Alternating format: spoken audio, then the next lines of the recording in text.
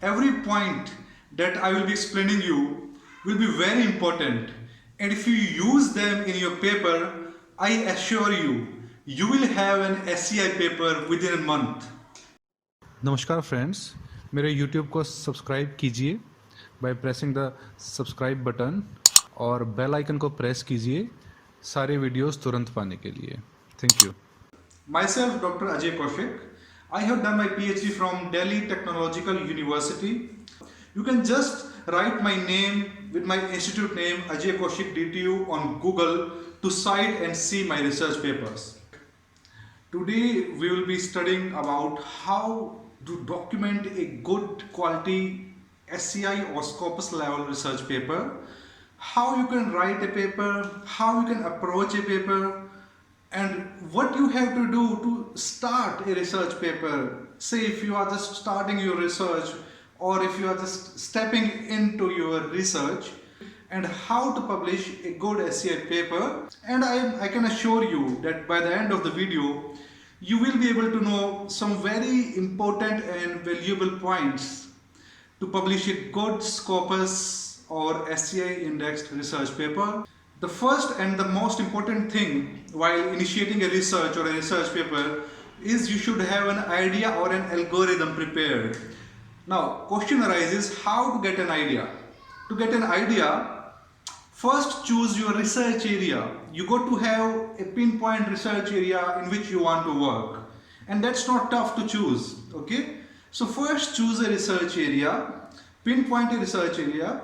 Now on that research area, just download 2 to 3 good research papers, journal papers I'm talking about, not conference papers. Just download 2 to 3 journal papers from any good publishing house of your domain, and it applies to all the students, whether you are belonging to engineering background, law background, science background. So this applies to all the students. Just download 2 to 3 good research papers of your area of interest. Study those research papers for at least 2 to 3 times, because when you read a research paper once, you will get to know what is the structure of the paper. When you go through it twice, you will start understanding the paper, and when you study it 3 or 4 times, you will be able to understand completely that what is the algorithm that they are mentioning in the paper. So this is the process of how we build an algorithm, which is the first thing you need to have to write a good SCI or Scopus indexed research paper. So after going through a specific bunch of papers, say 2 to 3 maximum, after going through them 2 to 3 times, you will be having an idea of what they are trying to do in the paper. Now from here, this point onwards, you have 2 options. Either you just improve their research, okay, whatever algorithm they have applied in that particular research paper, you try to improve that by using some other algorithm, walking on the same lines as that paper. You don't have to do anything new, okay, just read that paper 3 times, 4 times, you will get an idea, and just think in your mind how you can improve it, how you can tweak it out, okay, any slight improvement you can do. The time you get an idea of how you can improve it, you got your algorithm, okay. So and once you got the algorithm, your job is half done. This is called incremental research. Means you are incrementing or improving on an existing paper. Now, second approach to the research can be an innovation or innovative research. In innovative research, what you do, you just build your own completely new out of the blue algorithm, okay? But that's for the experts, okay? It's very hard for the new researchers or for those who are starting or who are just warming up into their research. It's not for them. That's my personal view. So the best way for you can be just focus on the incremental research. You can publish good Scopus, SCI and IEEE papers in the incremental research itself. Now you have the topic, you have a slight idea of the algorithm. Now I will come where most of the SCI papers or Scopus papers get rejected. How to document or write an SCI paper. Point number one is your title and abstract. Title and abstract, I would say your paper starts from title and abstract, but you write these two things after you have written the whole paper. Okay, you don't write it in the beginning, because you get an idea of exactly what you are doing in the paper after you have documented the entire paper. So it's always advisable that you write your title and abstract at the end, right at the end. Now coming to the abstract part, I will just speak very precise and very clearly to make you understand. Abstract part is a brief introduction of what you are trying to do in the paper. First two sentences of the abstract part will be about what problem you are addressing. Next two sentences or next three sentences will be about how you are addressing that problem. Mind that you don't have to mention the algorithm that you are using. Don't write the methodology. Just an overview, three sentences, that how you are addressing that algorithm, and last two sentences that how your algorithm is performing better than the past algorithms. And one very important tip, in the last line of the abstract, you must have compared your output with some previous outputs. In the final sentence of the abstract, please mention our algorithm performs better than this and this algorithm by this much percentage, this much percentage, and this much percentage. Believe me, this really is effective. Mention the percentage there in the abstract, because this will directly influence the editor where you have communicated your paper. Write the percentage at the end of the abstract section. So this was about the abstract section. Then we have the introduction part.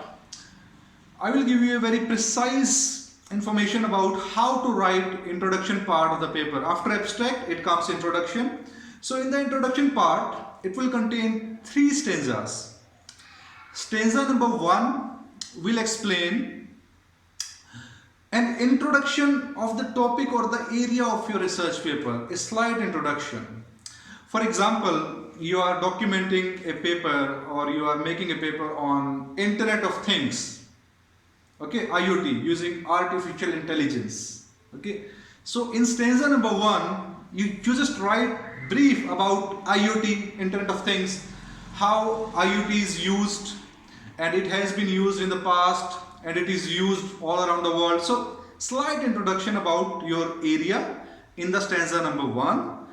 In the stanza number two, you just give a slight explanation of the problem that is existing or the problem that you will be addressing in the paper. For example, I will be addressing a problem of energy efficiency in Internet of Things. So in stanza number two, I will just give a brief detail that energy efficiency is a problem in IoT. Understanding my point?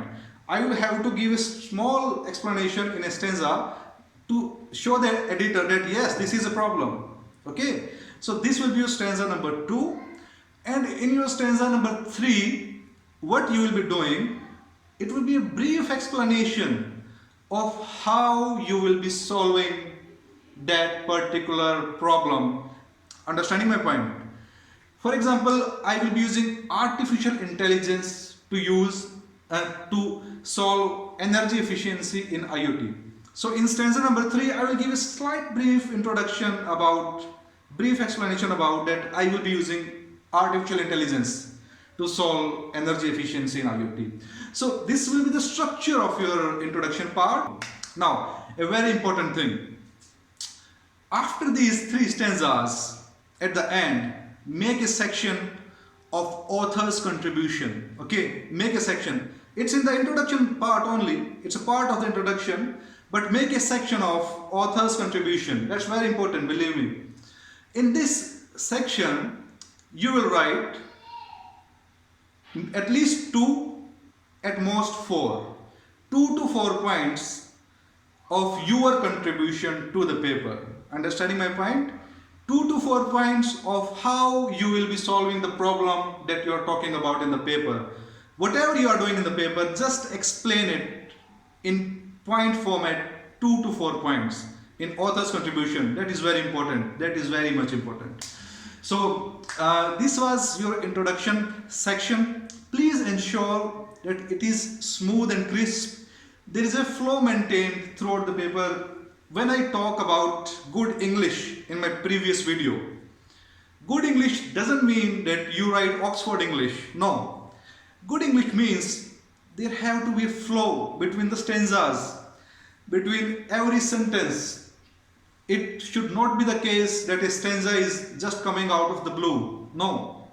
Please subscribe to my channel and press the bell icon, because in the upcoming videos I will be explaining how to document a good literature review, how to document your proposed algorithm section, your illustration section, which is very important in an SCI paper, and your results section, and I will be providing and explaining you some codes as well.